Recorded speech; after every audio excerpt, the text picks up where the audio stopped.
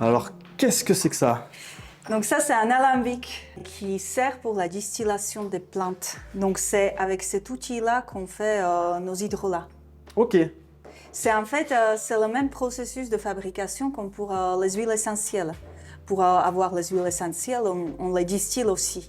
Et nous, à chaque distillation, on récupère un tout petit peu d'huile essentielle et l'hydrolat qui est l'eau chargée en molécules des plantes. ok, donc en fait, l'huile essentielle et l'hydrolat, c'est deux parties du même produit. Exactement, ouais. Donc, l'huile essentielle, c'est la phase huileuse de la distillation et l'hydrolat, c'est la phase aqueuse de la distillation. Mais souvent, je laisse le peu d'huile essentielle que je peux avoir, je le laisse dans les hydrolats.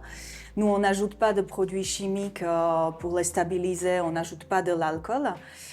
Donc, l'huile essentielle que je laisse me permet de conserver beaucoup mieux les hydrolats.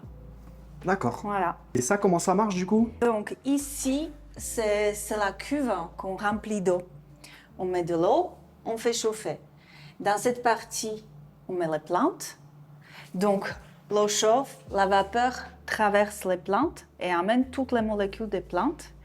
Et avec la pression, ça va voyager par là, dans le chapeau et après dans le col de cygne. Et ici, cette cuve est remplie d'eau froide, c'est refroidi en permanence. Il y a l'eau froide qui rentre par en bas et l'eau chaude qui va sortir par là.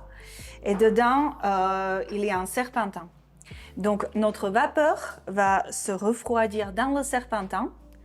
Et ici, on récupère l'huile essentielle et l'hydrolat.